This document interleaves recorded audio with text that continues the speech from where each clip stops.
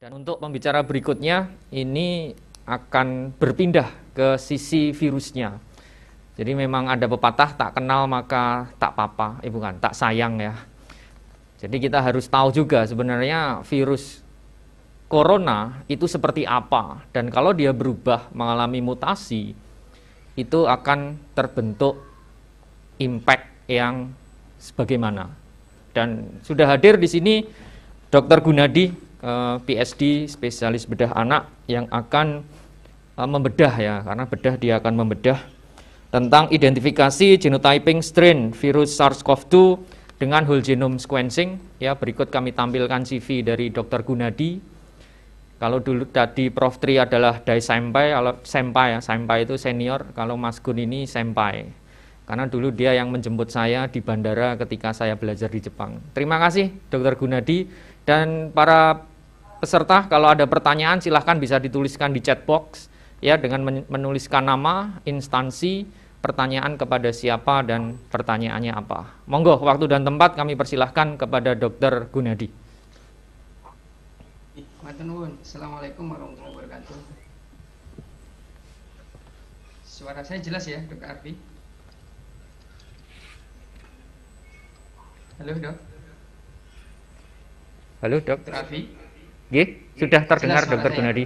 Jelas. Nggih, sudah cukup jelas. Saya sampun ya, Dok? Sampun. Nggih, matur nuwun Dr. Arfi. Mungkin perlu klarifikasi dulu karena saya sebetulnya bukan virologi. Virologi adalah Prof. Tri Wibowo, termasuk anggota tim kami. Kami mencoba aspek dari genomiknya itu sendiri. Seperti yang telah disampaikan tadi oleh Dr. Arfi dan tadi disampaikan oleh Prof. Ali Gufron bahwa ada beberapa konsorsium. Nah, salah satunya adalah 4. Konsorsium 4 itu membahas tentang whole genome sequencing dari SARS-CoV-2-nya itu sendiri. Nah, kemudian ini kalau boleh bercerita sedikit, behind the scene-nya adalah waktu itu kami komunikasi sesama anggota Pokja Genetik, salah satunya Mbak Bu Afia Hayati dari MIPA, Bioinformatik, kemudian mengenai penelitian whole genome sequencing SARS-CoV-2 di Yogyakarta dan Jawa Tengah. Kemudian seperti diketahui bahwa untuk melakukan whole genome sequencing memerlukan teknologi sequencing yang advance, yaitu NGS, dan kami di DIY ini sudah mempunyai alat itu, yaitu di Balai Besar Veteriner Wates. Kemudian kami mencoba koordinasi dengan Pak Hendra, salah satu tim kami juga, untuk melakukan whole genome sequencing di sana, untuk sequencingnya. Kemudian yang tidak kalah pentingnya, kemudian kami koordinasi dengan Prof. Tri Wibowo sebagai Ketua Departemen Mikro untuk mohon izin kepada beliau untuk pemanfaatan material genetiknya yang disimpan di lab diagnostik, dan kemudian dengan lab riset terpadu itu untuk penyiapan, karena sebetulnya prosesnya nanti akan kami jelaskan di slide berikutnya. Jadi tim ini sangat multidisiplin. Pak Hendra sendiri adalah dokter hewan, PhD dari Australia. Kemudian Bu Afia itu adalah ahli bioinformatik MIPA dari Keio University, dan tentunya peranan dari lab-lab diagnostik di DIY dan Jawa Tengah khususnya. Yang pertama ada lab diagnostik FKKMK UGM terdiri dari Departemen Mikro dan Lab WMP. Kemudian yang kedua adalah BPTK-LPP. Kemudian lab terpadu Rumah Sakit Umum Pusat Sarjito, kemudian lab diagnostik dari Harjo Lukito, serta dari Balai Besar Veteriner Wates itu sendiri. Kalau kita melihat infection ini, mungkin nanti akan coba kenapa kemudian mutasi itu menjadi menarik, karena hubungannya dengan hubungan antara interaksi host dan gene dan virusnya itu. Angkanya cukup fantastis, sudah mencapai 30 juta ribu dengan kematian hampir 1 juta. Di Indonesia juga bukan tidak kalah mengerikan ya, kalau bisa dikatakan hampir 230 juta dengan angka kematian hampir menyentuh angka 10.000. Bagaimana dengan DIY dan jantung sendiri? DIY hampir mencapai 2.000 dengan kematian 53 orang, sedangkan Jawa Tengah 18.000 dengan angka kematian 1.100. 70-an. Nah ini kalau kita lihat kita coba lihat dengan grafik, coba Bapak Ibu perhatikan tuh angkanya hampir sekarang tiap minggu itu 3.000 4.000 di Indonesia. Ini tentu sangat mengkhawatirkan sekali. Kemudian bagaimana dengan kematian sudah hampir menyentuh angka 10.000. Nah kalau kita kembali ke coronavirus SARS-CoV-2, mohon koreksi Prof. Tri karena saya sendiri bukan virologi, itu dibagi ada beberapa golongan. Nah SARS-CoV-2 itu sendiri menjadi golongan dari beta coronavirus. Kemudian ini yang menjadi penting interaksi antara host dan virusnya itu sendiri. Bahwa dikatakan kenapa menjadi menarik mempelajari whole genomnya itu, karena pertama dengan kita mengetahui genomnya itu maka akan kita ketahui susunan nukleotidanya dan juga yang paling penting adalah mutasi itu sendiri di komponen protein yang mana, apakah di non-struktural protein ataukah di protein struktur, yang salah satunya tentunya menjadi eye-catching, salah satunya adalah spike protein, di mana spike protein itu berikatan dengan human ACE2 reseptor itu sendiri pada hostnya. Nah kemudian kalau kita coba uraikan genomnya itu sendiri sekitar 29.900 atau 30.000 base pair, ya, terdiri dari non-struktural protein dan struktural protein, panjang sekali ya, sekitar ya sebetulnya untuk virus ya rata-rata 30, untuk coronavirus itu 30 kilo base pair. Nah ini kira-kira dengan 5' UTR seperti umumnya genom yang lain. Kemudian ada non-struktural protein yang diwakili oleh open reading frame 1A 1B, kemudian struktural protein S, kemudian kembali non-struktural protein 3A 6 7B, dan kemudian struktural envelope, kemudian membran dan nukleokapsid diakhiri dengan 3' UTR.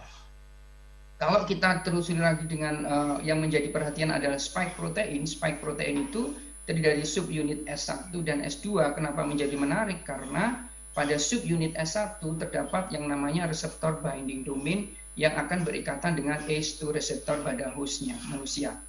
Nah ini terdiri dari sekitar 1273 asam amino, dan di mana posisi dari D614G itu yang menjadi hot topic sampai saat ini adalah sebetulnya bukan pada RBD-nya, tetapi pada interface antara S1 dan S2 subunit yang menyusun dari spike protein itu sendiri. Kemudian oleh GSAID, awalnya itu memang ada beberapa klasifikasi, kemudian GSAID, lembaga database yang terbentuk waktu ada flu flu yang terjadi pada wabah di Indonesia tahun 2008, itu dibentuklah GSAID. Kemudian waktu itu presidennya sendiri mengatakan waktu kami tim UGM Jogja itu submit, kemudian paginya presidennya mengatakan bahwa terima kasih Yogyakarta sudah bergabung, dan dia menceritakan secara ringkas bagaimana terbentuknya GSAID ini justru dipelopori oleh atau diinisiasi oleh tahun 2008 terjadinya wabah flu burung di Indonesia tahun 2008. Jadi Indonesia turut berperan terbentuknya GSAID ini. Kemudian oleh GSAID dibagi menjadi clades atau klasifikasi berdasarkan jenis mutasinya. Untuk mempermudah, Bapak Ibu mohon izin, kalau S itu berarti ada mutasi L pada posisi 84 menjadi S. Yang diambil adalah huruf terakhirnya, yang mutasinya. Kemudian L itu adalah referensi. Awalnya dibagi menjadi dua saja, yaitu clade L dan S. Tapi kemudian terjadi mutasi, akhirnya tidak hanya dua, kemudian ada V, yaitu terjadi mutasi pada non-struktural protein G pada posisi asam amino 251 menjadi V. V inilah yang membentuk nama clade itu. Bagaimana dengan G? Otomatis ini yang menjadi kenapa menjadi sorotan peneliti epidemiologi, virologi, genetisis, klinisi, karena dia protein S. Jadi lambangnya S, ada mutasi pada asam aspartat pada posisi asam amino 614 menjadi G, sehingga diberi nama clade G. Kemudian berkembang lagi, tidak cukup. Ternyata ada selalu mutasi yang mengikuti G, yaitu H pada posisi non-struktural SNS3, Q menjadi H, sehingga clade GH.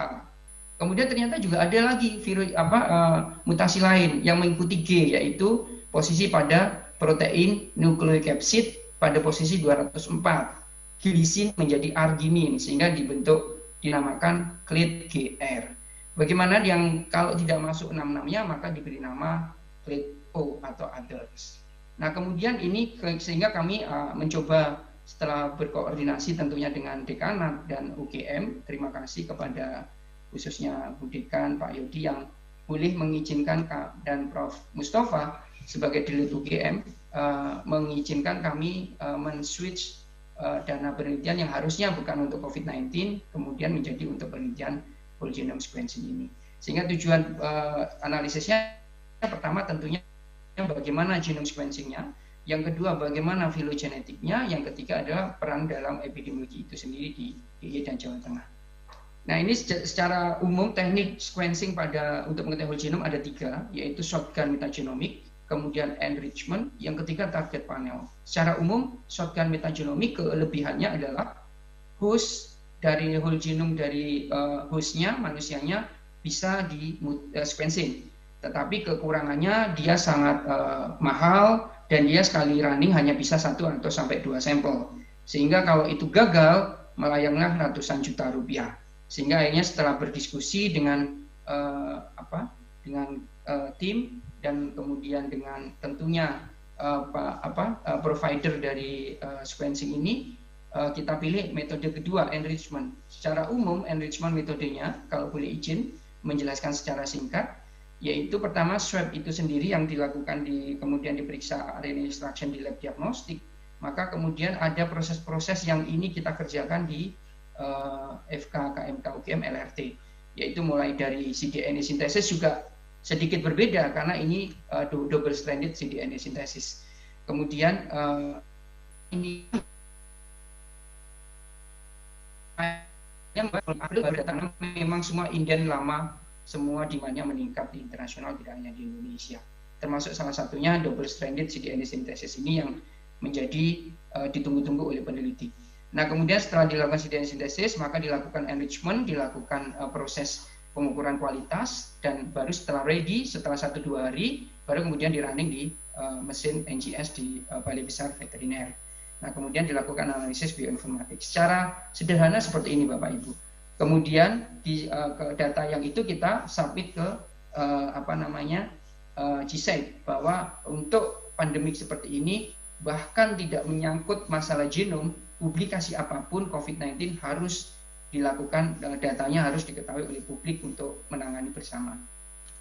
Kemudian kelebihannya untuk enrichment dibandingkan metode yang ketiga, yaitu mereka tidak metode ini terdiri dari panel yang dimana tidak hanya SARS-CoV-2-nya, tetapi juga ada sekitar 30 virus lain pada traktus respiratorius yang mungkin menumpangi pada infeksi SARS-CoV-2 ini bisa dideteksi pada virusnya, pada panel ini. Sedangkan teknologi yang ketiga yaitu target panel itu hanya memeriksa SARS-CoV-2-nya. Itu tentunya dari segi robustnya kurang. Nah ini GSAID itu sendiri, kalau data sampai pagi ini itu sudah 103.252 genom yang disubmit, Asia sekitar hampir 9.000, Indonesia 44. Sekali lagi ini yang full genome, ada juga yang submit dengan Sanger sequencing, itu tidak full genome sehingga tidak kami masukkan. Sedangkan Jogja 3 virus, Jawa Tengah 1 virus. Nah kemudian kemarin itu di Senin kemarin Dr. Peter mengirimkan ini ke WA saya, Twitternya, bahwa dia sudah mencapai 100. Dr. Peter adalah presiden GSAID-nya. Jadi mencapai 100.274. Jadi luar biasa, tentunya ini berkat kerjasama semua dari 117 negara dan peneliti dan pemerintah. Kemudian bagaimana menjadi menarik di 614G ini sudah dibahas di dua Nature, paper Nature ini membahasnya. Jadi sebetulnya mutasi itu tidak hanya terjadi pada D614G, tetapi memang ada kecenderungan virus secara alamiah mengalami mutasi. Jadi ini penjelasannya seperti itu. Kemudian mengapa menarik, dianalisis juga di dalam paper Nature yang tersebut oleh Callaway 2020, itu mengatakan bahwa meskipun dia posisinya tidak pada posisi subunit 1 atau lebih tepatnya RBD, tetapi dengan adanya mutasi ini, maka dia menjadi loose spike proteinnya. Nah ini yang menyebabkan dianggap virus lebih mudah menginfeksi sel hostnya. Seperti itu. Ini kira-kira penjelasannya bisa dibaca lebih lanjut di paper Nature seperti ini. Nah, kemudian Korber sendiri sebelumnya dia sudah preprint Juni, tapi kemudian publish di Cell 2020 bulan Juli. Sama pengamatannya bahwa memang ada pergeseran antara D614 ini yang awalnya di late Januari, itu awalnya di Wuhan, tetapi seperti tidak berkembang di Wuhan, tapi berkembang pesat menjadi di Eropa. Sehingga pada akhir Maret sudah mencapai di Eropa itu di global 67%. Itulah yang dikenal dengan istilah founder effect. Jadi kenapa kok lebih berkembang di Eropa? Nah, kemudian sampai sekarang kira-kira ini perkembangannya. Yang pertama ini virus Wuhan-nya yang itu sebagai referensi posisi 614 asam amino, D menjadi G, dan sudah sampai pagi ini dicek sudah menjadi hampir 80% sudah mengalami mutasi G614. Nah, bagaimana mapnya? Memang hampir seluruh dunia ini datanya di 614G, dan Indonesia alhamdulillah bukan grey, artinya kita sudah ada warna putih. Meskipun kontribusinya mungkin baru 44, tetapi tetap diapresiasi oleh GSET. Itu tentu harus kita semua terima kasih kepada peneliti whole genome seluruh Indonesia yang bahu-membahu dengan segala keterbatasannya. Kemudian ini kalau kita lihat persebaran di kota itu hampir semua tertutup oleh adanya mutasi ini. Nah, ini kemudian setiap 3 hari sekali itu GSET mengirimkan gambaran penyebaran clade-nya. Kalau Bapak Ibu perhatikan, memang clade G dan derivatifnya GH dan GR itu sudah mendominasi, sedangkan S, L itu sekarang menjadi minoritas. Yang awalnya referensinya ada L, V dan S itu hampir sama minoritas. Tetapi kalau kita combine yang G, maka itu sangat mendominasi, yaitu sekitar dari 90.000 full genome ini kalau di sekitar 80%. Itu artinya gambaran di dunia seperti itu sampai 15 September. Nah, kalau ini sekarang dibagi per regional Bapak Ibu, itu juga hampir sama bahwa G ataupun derivatifnya itu sudah mendominasi gambaran di seluruh tidak hanya di Eropa, tetapi juga perkembangannya meningkat di North America, Oceania, baru kemudian Asia. Asia menarik kalau Bapak Ibu perhatikan, coba ini diperhatikan warnanya adalah merah, itu adalah GR, tapi bagaimana dengan Indonesia? Slightly different. Nah, ini kemudian kita coba membuat whole genome-nya ada 4 yang dari Jogja dan YO adalah Jogja, JT adalah Jawa Tengah. Ini ada 4 yang berhasil kita buat whole genome-nya, memang sempurna 29 sekitar 29,9 base pair dengan high coverage. Nah, ini kemudian kita lihat datanya sudah 44 di Indonesia. Kalau Bapak Ibu perhatikan persebarannya adalah 3GH dan 1L. Nah, kalau kita lihat bagaimana dengan Indonesia, seperti ini Bapak Ibu sejak awal Maret awalnya dikuasai oleh L. Kalau Bapak Ibu perhatikan yang pertama kali diumumkan oleh Ekman kalau tidak salah itu didominasi oleh L. Sebetulnya G itu sudah dideteksi oleh Surabaya itu bulan April, tanggal 9-16 April itu.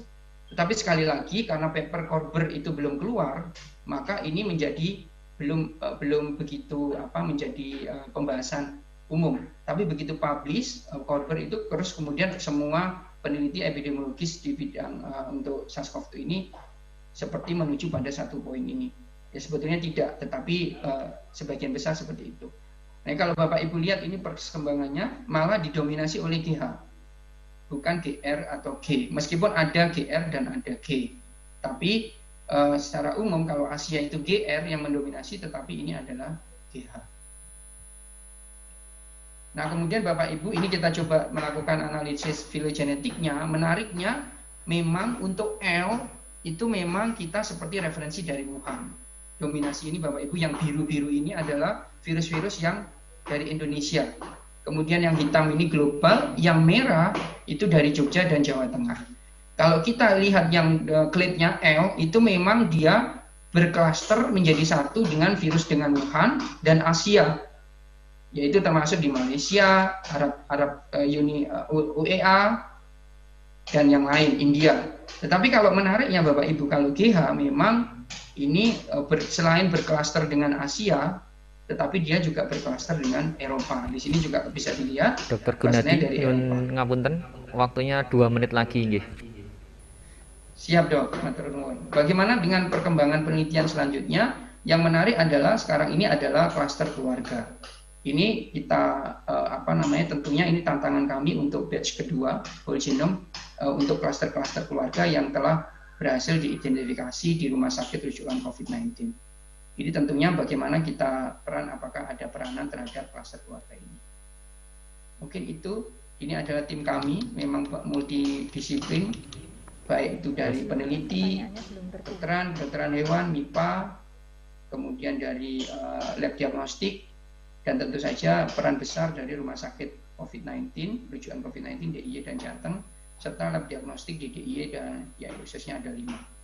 Mungkin itu Dr. Raffi, terima kasih. Assalamualaikum warahmatullahi wabarakatuh. Terima kasih sekali Dr. Gunadi. Wassalamualaikum warahmatullahi wabarakatuh. Bapak Ibu, para peserta semua, tadi kita sudah berkenalan banyak dengan virusnya, dengan mutasi dan nanti impact-nya. Satu hal itu